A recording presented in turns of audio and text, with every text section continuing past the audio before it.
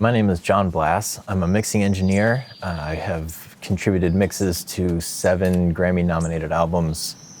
Today, you're here in my mix room in Nashville, Tennessee, and we're gonna kind of go through a choir record that Kenny Shelton produced for an artist named Kadesh. We're gonna take a look at this track that he put together and the mix that came out of it. Whenever I start a mix, I start with the rough mix. If you ever send me tracks, you'll know I always ask for the rough mix. People are often hesitant to give the rough mix because they're self-conscious about it, but I also want to hear the heart of the producer. I want to know the heart of the artist. I want to know what everyone has been listening to. Someone signed off on this to send to mix, whether that's just the artist and producer, whether that's management, labels, grandmothers, whoever. Everyone has been listening to this and signed off on it, and so I want to hear what that is so that I know where their head is. So we'll start there today, listening to the rough. Normally while I'm listening to the rough, I will also throw in markers. You'll see in my session I have verse, chorus, where the bridge is, all that stuff lined up. I'll also sort of sort through the tracks so that they're organized in a fashion that I'm used to and comfortable with. So you'll sort of see that as we listen down.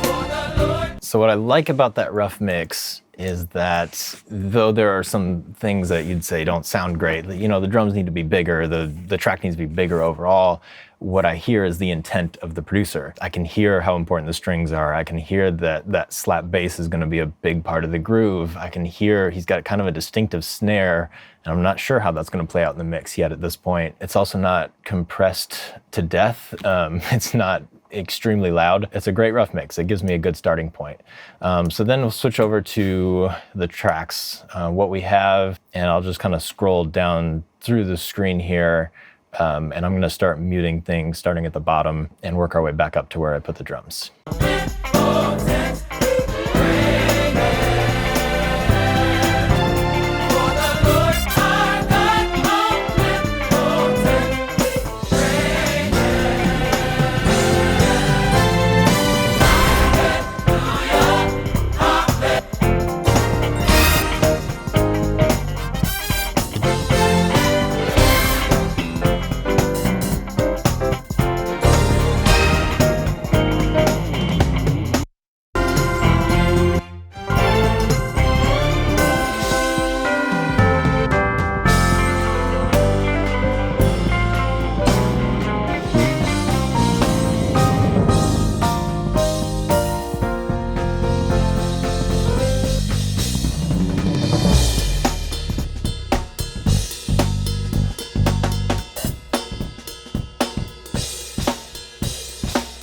So I kind of got a feel for what's doing what in this mix. Basically what I want to do here is build a rough sketch of a foundation. Get the drums sorted and in order. They'll change as we go through. We're not mixing a drum record, we're mixing a choir record, so it doesn't make a lot of sense to mix drums without knowing where the vocals are. But I also want a foundation to put the vocals on. So what we're gonna do is get these drums sorted, and let's see what we have here. Here's the kick in.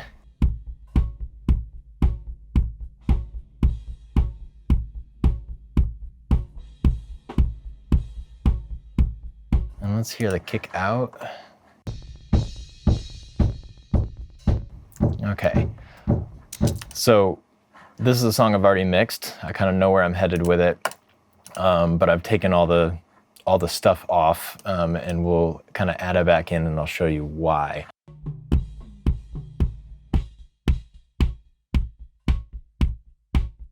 I'm gating it pretty heavily here and also trying to add some attack here at this top end. I don't feel like the bottom end is there. There's some low end in it, but it's not hitting me. It's more rumbling through, and that's not. I want the song to move. It needs to dance. It needs to feel up. So I want that kick to be solid, but it needs to be quick. So I'm going to help that with a sample, and I'm not going to worry too much about the low end on this. This kick out, which I would often use to supplement the low end, not a fan. It's kind of distorted and not adding the sub that I'm missing in the kick in mic. So I'm gonna kill that, and let's add in a sample here. The sample's kind of driving the song because I need it to be tight and punchy like that, but I am blending them together because I like the realness of the real kick. It adds complexity and difference and more liveness to it, which I like. So here they are together.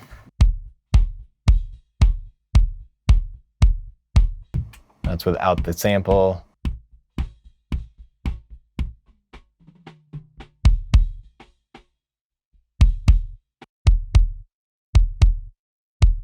And that's just the sample, which is giving me both a nice tick and some solid, quick low end. I do want to say, when you're adding samples, the phase relationship is really important.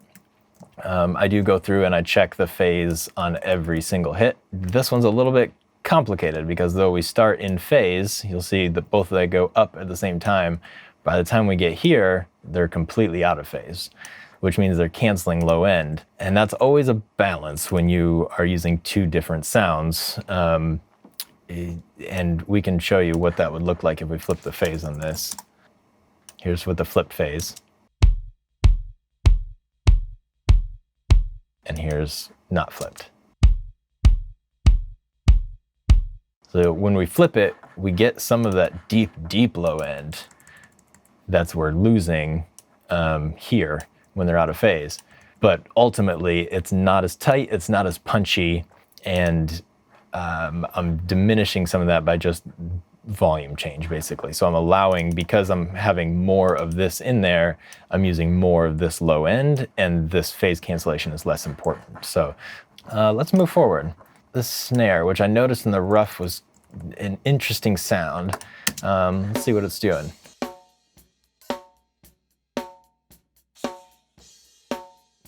If you remember in the rough, it was pretty bright. I'm adding a little bit more of the attack here, that 4K-ish.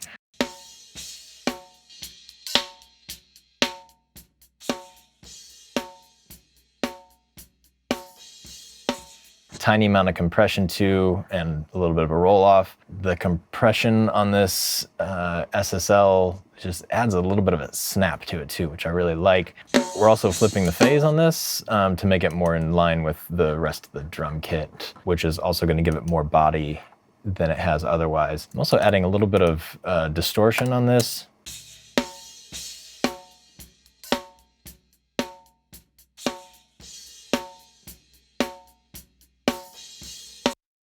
But I really like that ring, and I want it to be a little bit thicker. So I duplicated this track. This is just the exact same track, duplicated and processed differently.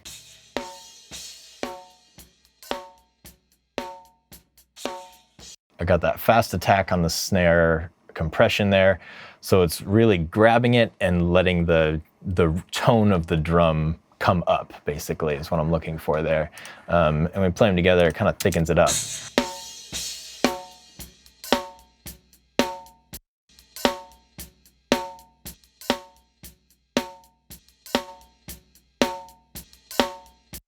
It's a snare bottom. Kind of like that snare bottom sound. It's great. You get the actual sound of the snares.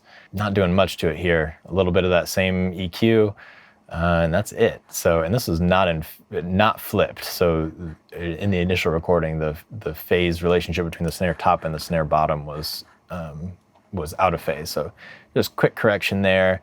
I also did layer in really subtly a snare sample just to give it a tiny bit more attack and a little bit more depth to it. It's a thin snare in that rough, which I liked the character of, but I wanted to have a little bit more body. So here they all are together.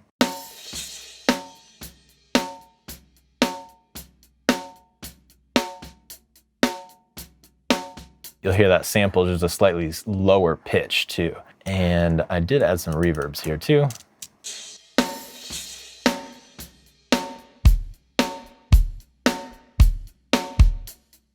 These reverbs, let me just show you what they're doing. This one is a real quick verb.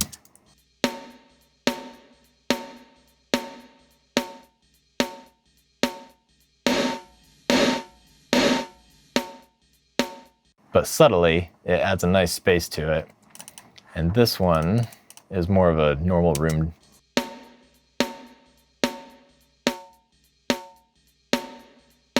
So let's move forward here. I'll often skip over the toms and try to get the overall sound of the kit together here with the overheads.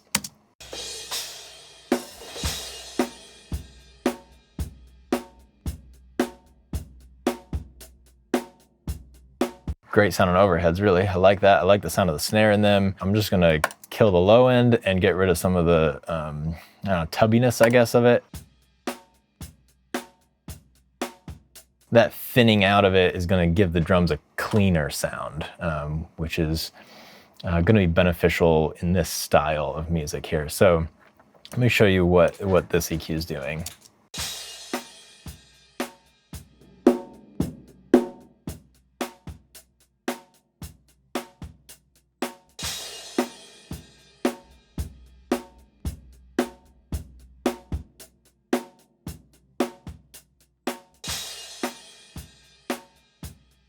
But overall, I really like that overhead. I'm not having to brighten it up. I feel like I can actually hear the cymbals. I can hear the hi-hat.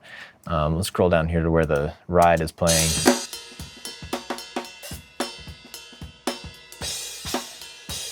The cymbals come through beautifully, which is great because I don't have to use as much of these close mics, especially the ride. Sometimes a close mic'd ride feels a little jarring, feels a little, I don't know, in your face. So having the overheads work well for that is wonderful. I often will use the supplemental hi-hat mic. Not too much to talk about on a good hi-hat mic. I'm killing the low end on it, and that's it.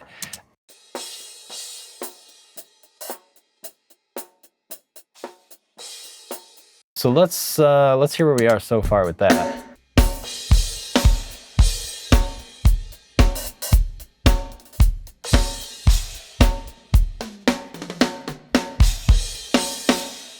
I will often go ahead and skip the toms because they just feel like work and get down to the rest of the track and come back and do the toms later. But let's go ahead and do the toms now. Let me show you how I handle toms when I'm looking for kind of a clean mix here. So these are the toms.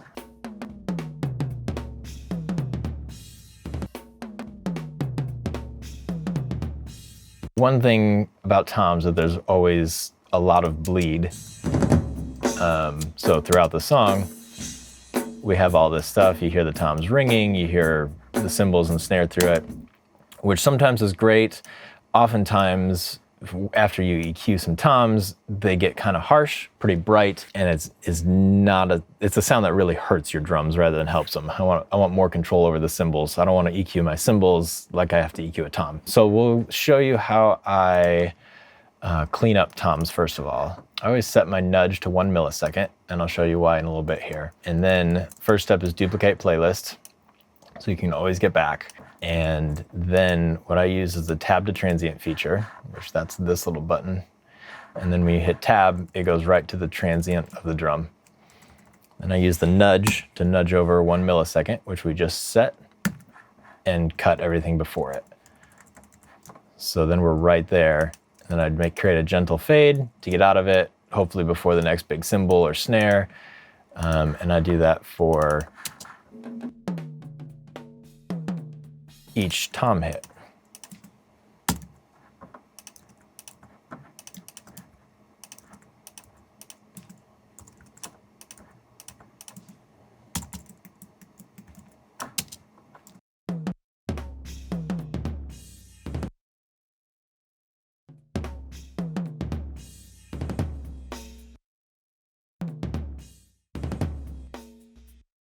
Okay, so now this drum fill.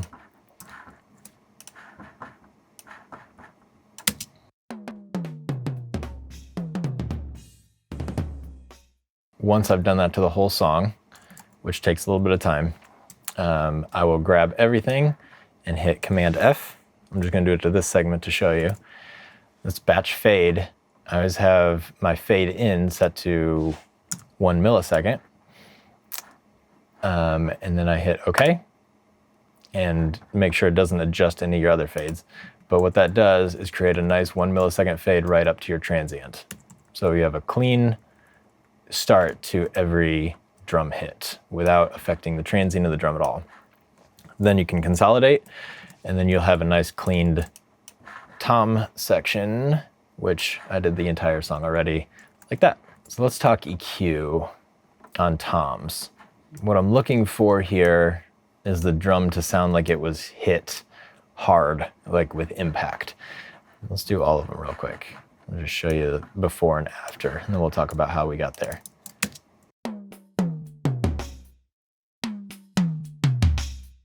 We'll take this one drum at a time, but basically the principles are going to be the same. Grab any EQ. What I'm looking for first is this kind of sound, where it just sounds hollow.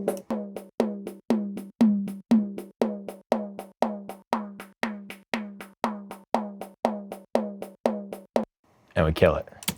And then I want to give it a little bit more attack.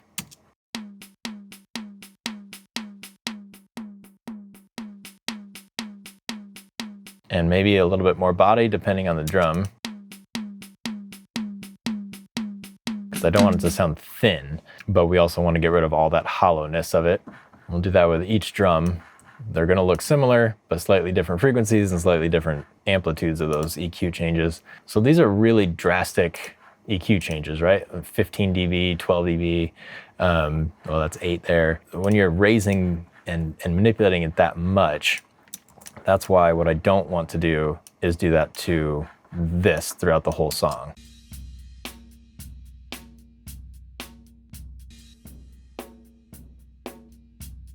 So that's my reason for manually gating all of these. I also put the CLA drums on this bus here. I like that verb.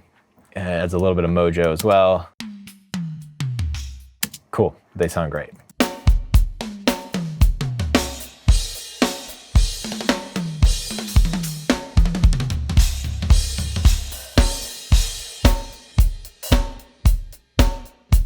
I haven't added the ride mic yet. Sometimes I don't ever, and sometimes I need it. We haven't heard it yet because I haven't listened to the vamp here. I also, on this song, and I don't do this all the time, but I used some parallel compression on most of the drums. Cymbals are going there, snares are going there, the kick sample's going there, but not the live kick and not the toms.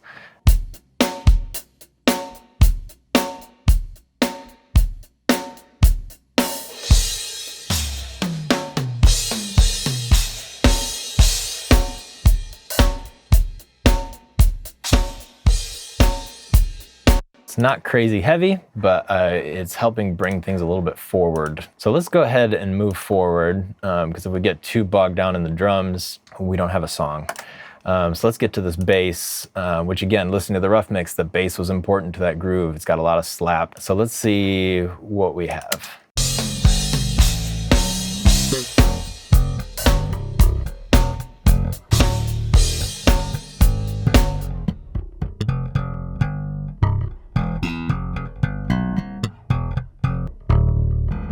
Weird EQ curve here, isn't it?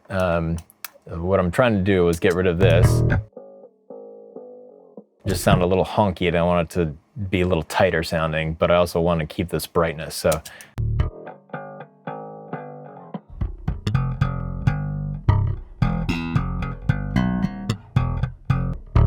honestly, it's a pretty good sounding bass, but I was having trouble getting it to come through all of the production.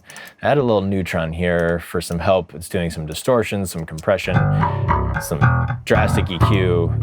I'll show you what it's doing here. This EQ really amplifying more of what I was doing. A little bit of distortion.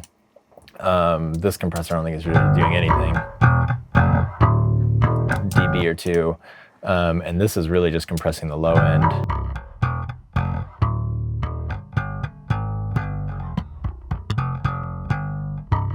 Yeah, so this, I'm trying to get a more consistent low end to the bass, even though it's doing so much motion there. But I also feel like this is kind of killing our low end. And so I added our bass here, which adds a nice foundational depth to it. Here's with the R bass.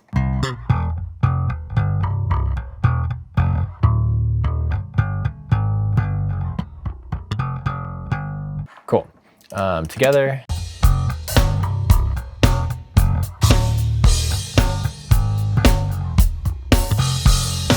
Same tambourines here. I'm looking at consistency throughout the song. They play quite often. Let's grab those real quick. Cool. Simple tambourine loop, sounds great. It's mono. Honestly, I wanted to have a little bit more motion. I like the motion of the part. I wanted to move a little bit in the track too. Let me add this Stereo Savage. This plugin does all kinds of fun things. I use it a lot for this this LFO feature here. You can just set how fast you want it to move and how much you want it to move. And when we take a track that goes from mono to going back and forth nicely,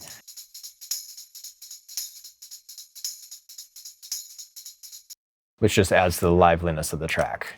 I got a few more loops here. Let's come grab these because this is the big part of the song here. So let's see what this is doing.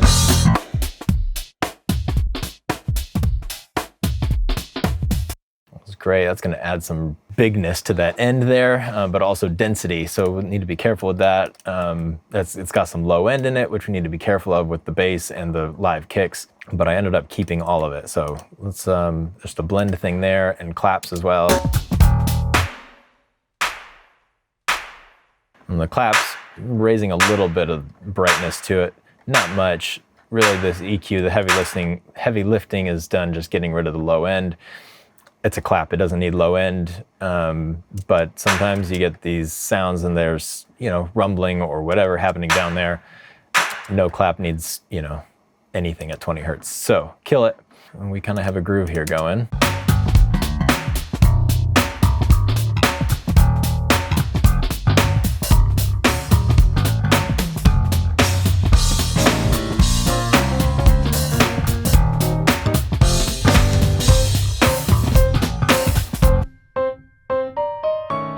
Add in some main keyboards here.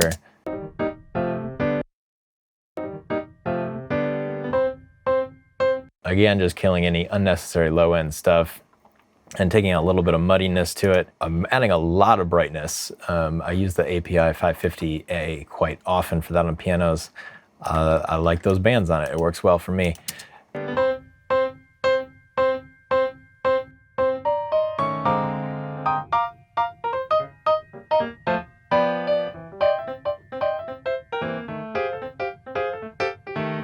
Subtle little compression as well.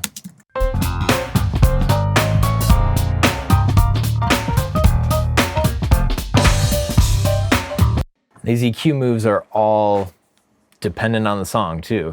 To me, that piano sounds a little bit thin now, a little too bright, but with the rest of the production, I wanted it that bright for a reason. And honestly, I probably ended up brightening it as I went through the song. I may not have used that API at all in the beginning. I may have just clicked it up a little bit. And then once you get the choir in and the B3 in and the guitars in and the strings in, I needed a little bit more of that tinkly thing to come through without raising up the beef of the piano. So it's bright for a reason. Let's see, we've got a Rhodes underneath it.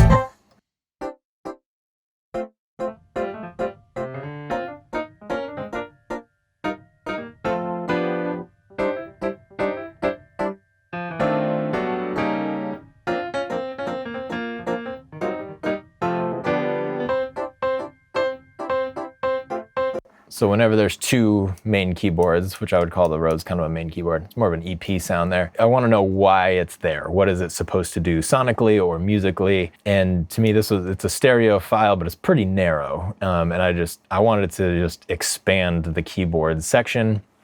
I wanted it to give more width to the song. It's not the same part as the piano, but it's similar in spots. It's going to play a lot of the same parts.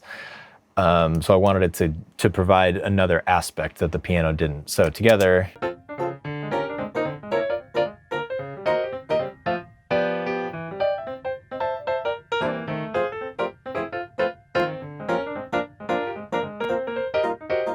that stereo width is bringing it out more, so it doesn't blend in as much with the piano. You can hear it better.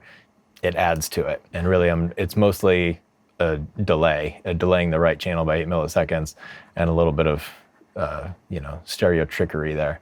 So let's keep going here because we got some more tracks to get through. B3.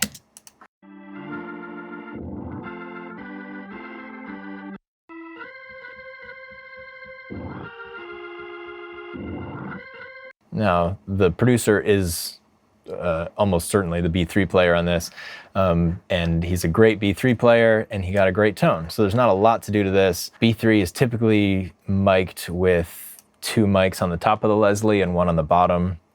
The bottom one provides more like the low range. Don't need much of that in a song like this. That's a super important part of some songs and completely unnecessary in others, really. You'll see he's not really playing pedals. He's not playing those low notes. It's pretty low in the mix. It was recorded pretty low.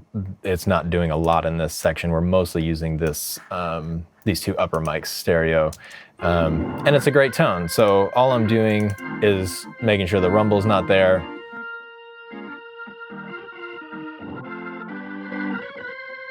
And I'm using the lo-fi to add a little bit of grit. It also makes it louder here, so don't get tricked by that, but we're looking for is a sonic change there.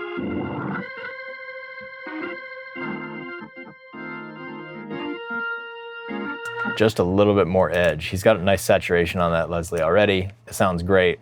Just goosing it up a little bit, blend it in.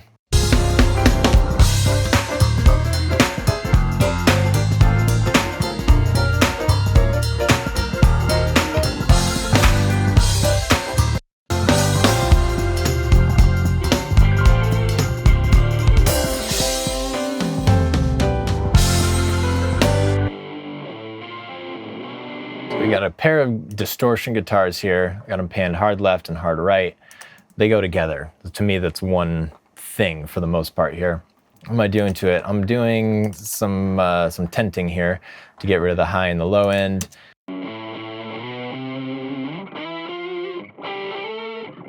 Guitars don't add much up there, and they don't add anything really down there either. We got to leave that space for the bass, for the kicks, for the things that matter down there. I did want a little bit more character, I guess, on these guitars. I'm using the RC20 on them, just using a little bit of tube distortion and a little bit of magnetic distortion, I guess, into there as well. Playing with the tone knob a little bit.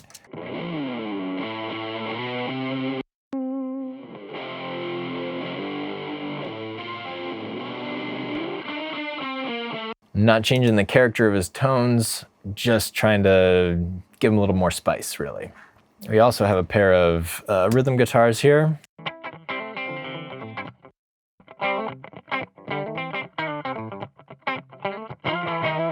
Got that same kind of EQ on those.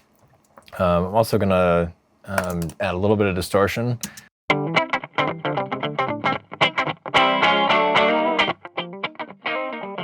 Let me put this trim in too. This is just decreasing the volume, the gain out of the lo-fi basically, so that you can hear the difference.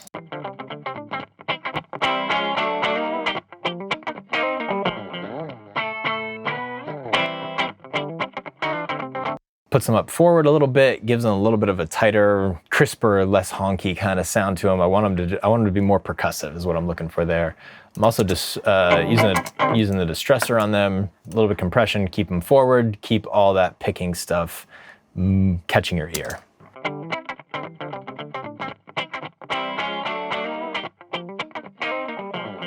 Not a lot of compression even there when they're playing loud, but just enough.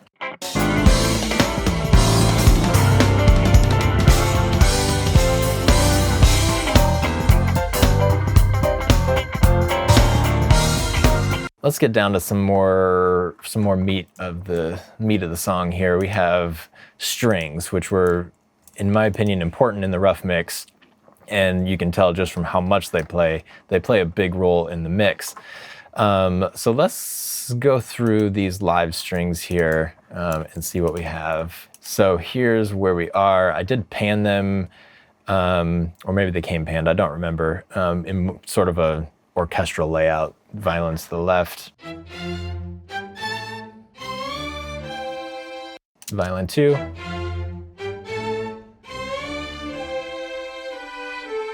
Viola.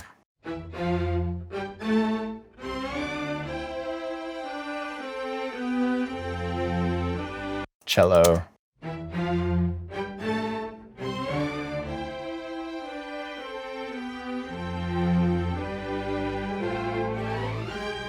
And the bass.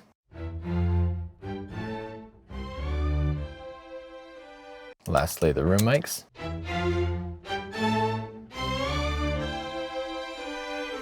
All right, they sound great. There's a lot of bleed. I'm gonna get rid of some of the low end of these strings, or the violins here. Sort of focus them more away from the cello and bass parts there. Same with the violas. Cello. The bass. I'm obviously trying to keep the fundamentals where they're playing. I want that low end. I just don't want anything subharmonic, you know, room rumble, air conditioner noise, microphone stand rumble, anything like that. And lastly, we have the room mics.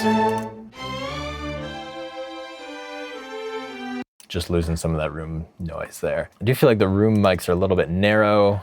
Maybe that'll be fine with the panning of the closer mics.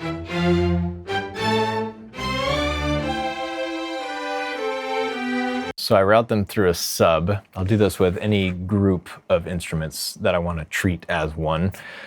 This is a string section, right? So I want to treat it as a section. So I have some control over the violin mics, yes, which is great for blend reasons, and it's great for you know, some EQ reasons.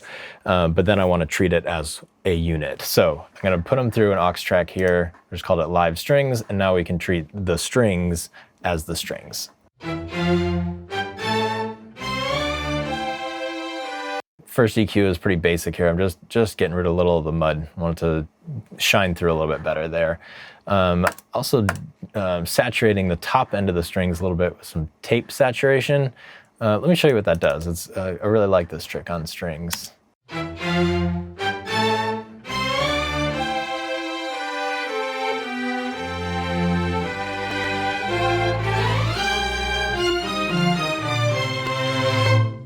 You could almost describe it as like an EQ change, like it changes the frequency relationship for sure, but it does more than that, and it really brings the presence of the strings forward. And I like this plugin to do it because I don't have to do anything to the lower end. So it's a multi-band saturation. This is a Neutron by Isotope there. Fairchild, classic on strings, just a few dB of compression here.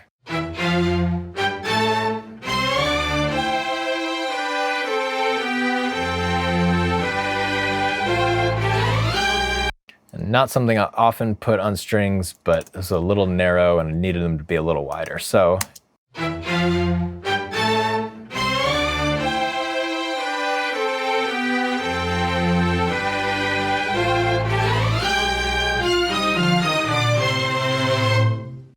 brings out the sides more, gets rid of that room that was right in the middle, and spreads it out nicely. You gotta be careful with stereo width tools. They can be tricky with phase relationship, and I certainly get mixes back or get sessions into mix that it's used improperly, and then there's no center and there's no definition, and it gets smeary and weird. And so to me, the stereo width tools can be really useful on some individual tracks.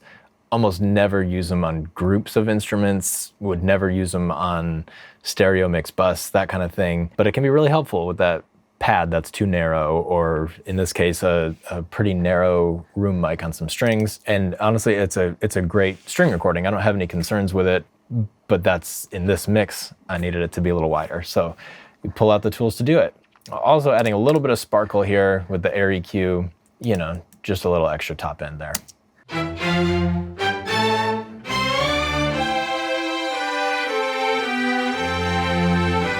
Now, I want these live strings to do the bulk of the lifting. They did provide fake strings as well, virtual strings, keyboard parts. This may have been the sketch that was provided before they did the live recording of the strings. They may have just done it because they had a smaller string section and they wanted it to feel a little bit bigger. Honestly, the live strings sound great, and I didn't do a lot with these fake strings because they, I don't know, they add a little bit, but I liked what the real strings were doing. So literally just killing the low end and blending it pretty low in the mix. Here's both of these together so you can hear what I mean.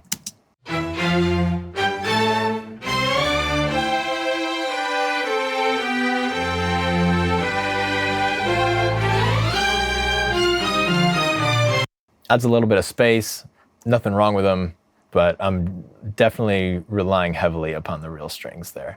Last primary instrument group here is the horn section, which are all trumpets in this section.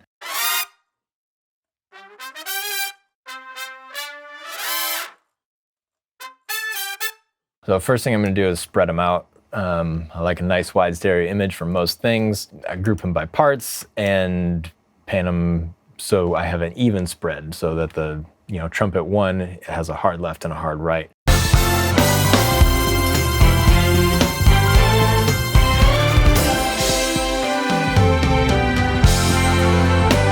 First EQ, almost always the same thing. Kill that low end, don't need those for trumpets. I'm also darkening it a little bit, which is an odd move for trumpets, but especially with an all trumpet horn section, it got a little brittle to me. So darkened that a little bit. Not everything can be super bright or we lose everything. So if we have all the horns taking up the cymbal range, then we don't hear the cymbals as well. It's all a trade-off, and I want a little bit more thickness to those trumpets rather than just the high end. So I darkened it a little bit. Also adding a little compression here.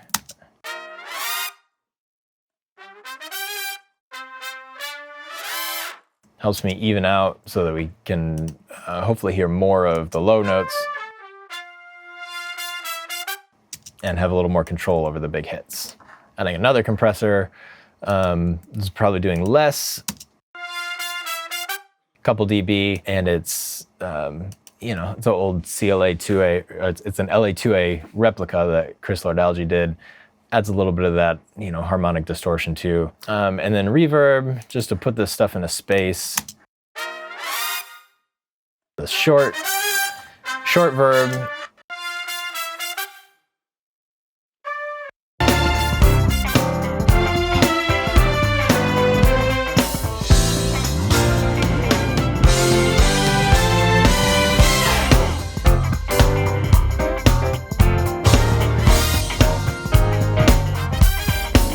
So I feel like we have a foundation. It's not perfect yet, but it's a good starting point here. Let's get the vocals in and see where we land. They did 4 passes of a group, right? So they mic'd them by section. So we have sopranos, altos, and tenors, 4 tracks of each. And so I categorize them by part so that if needed over time, we have control over which part needs to be louder in which section. Some producers will send a blend, which is wonderful. Just depends on the vocal producer really. Or send bounces of each part so that we can control if we need to. That's also great. But let me show you what we have here.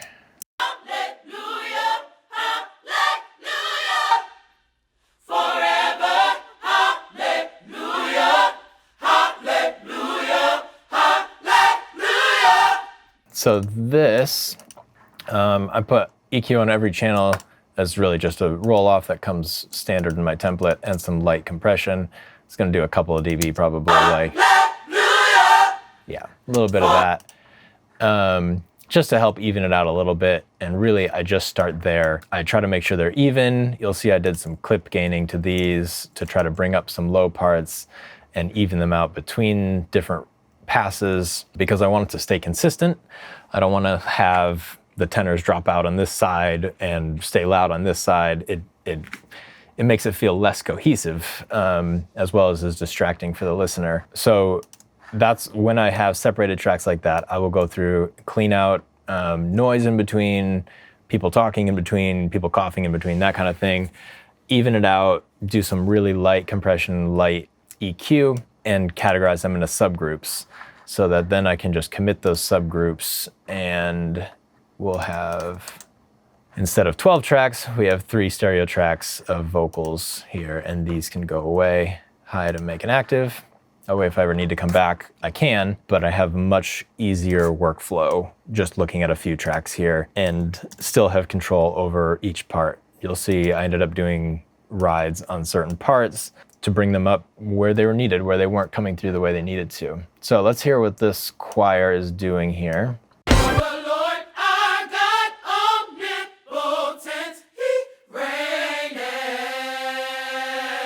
This band isn't doing much because we killed that with the EQs before it that we committed already. Raising the brightness a little bit. You know, group mics can always be a little bit dark. I'm also adding a little compression here. For the Lord our God omnipotent, He reigneth. Hallelujah.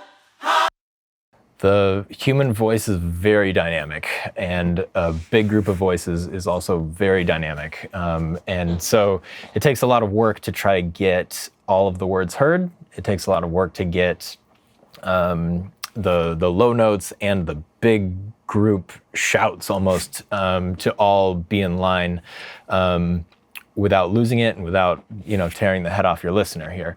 So we want it to sound big all the time, but we also want it to be intelligible all the time. So I'm using compression to help bring up those low parts, really bring down the high parts technically, so that we can bring everything up together. I'm also using a plugin here called Soothe, which is an automatic resonance killer, basically.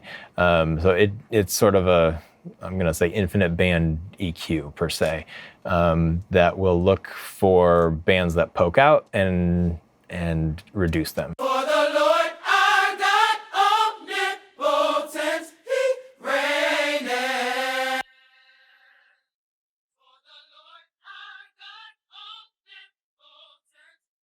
So that's what we're reducing, is when I push that delta button. And really I'm just looking to get rid of a little bit of the screech, a little bit of the harshness, because I want to be able to turn it up loud without hurting my ears, without hurting the listener's ears. I want it to sound beautiful, not painful, not harsh. So that's doing a little bit of that. And I'm also using this airband again to get a little bit more shine on that top.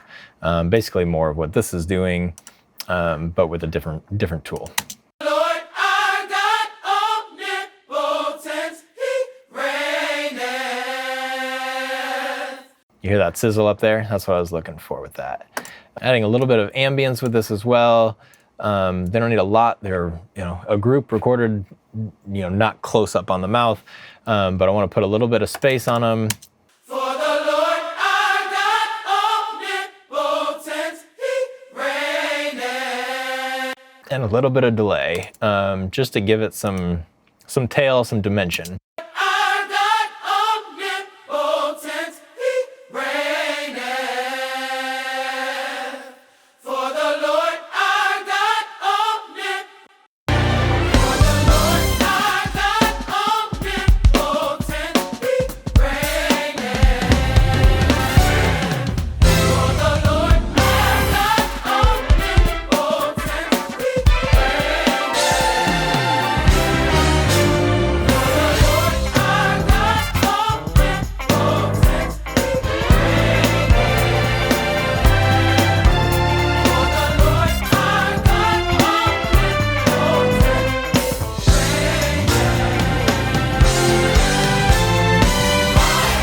reigneth. We obviously have a few more tracks to put in. Let's go ahead and tackle a few of those here. I want to get all the parts put in. There is no lead vocal on this song. It's just a choir record. Let's see, we have some bells.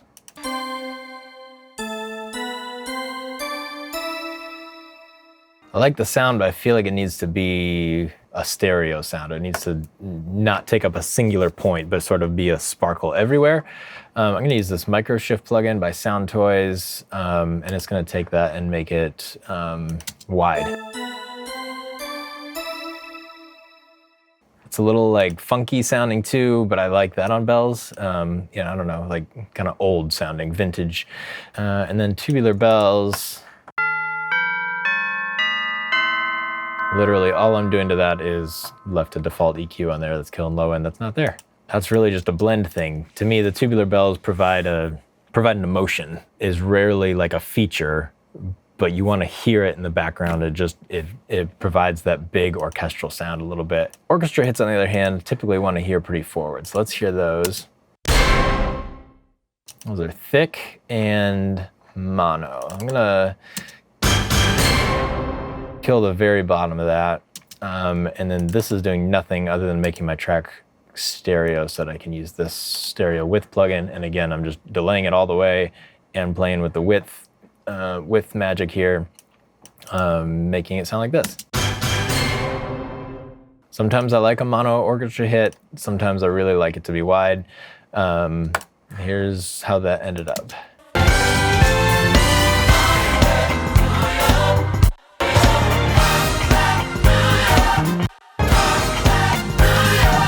It's mostly hitting with everybody else in the band. So it just sort of adds that impact to it, but important to have that impact because those band hits are really important for this song. Let's see, we got a few more parts in the end here. Oh, timpanis here.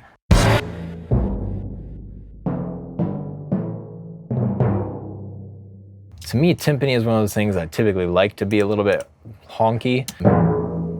I'm killing a little bit of low end, but like this sound, like that's part of the sound of a timpani to me. So I'm increasing the attack a little bit, give it some more space, and I'm compressing a little bit with the Pro C here.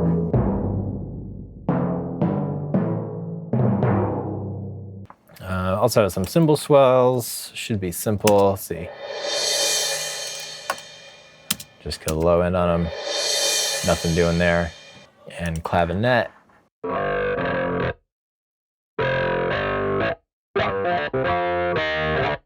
Thinning it out a little bit, but I like that growl. I liked it mono. I left it right where it was, just blended it appropriately volume-wise. So at this point, everything's sort of roughed in.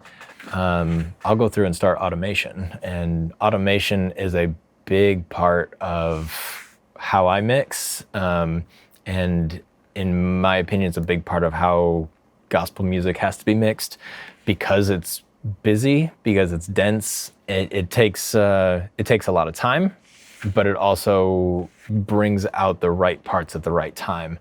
So I go through most of the tracks with my faders and ride volume automation to bring out the parts. So let's use the vocals here as an example.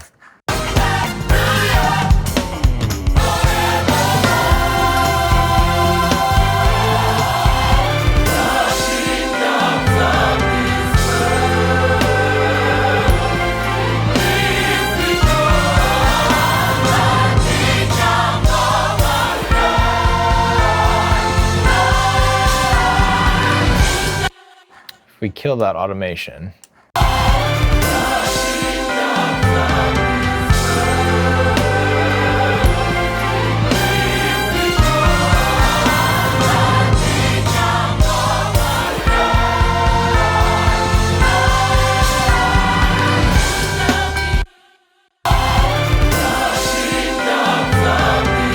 I want to be able to hear the word king of kingdom, right? The kingdoms of... Let's get a verb here.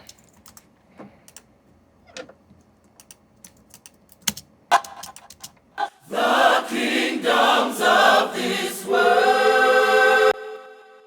The kingdoms of this world.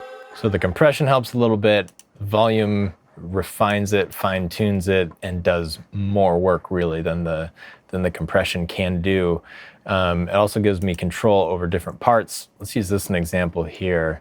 You heard in the rough mix, we got to this vamp section where they do split parts. So the tenors start, then the altos come in, then the sopranos join. Let's listen to that.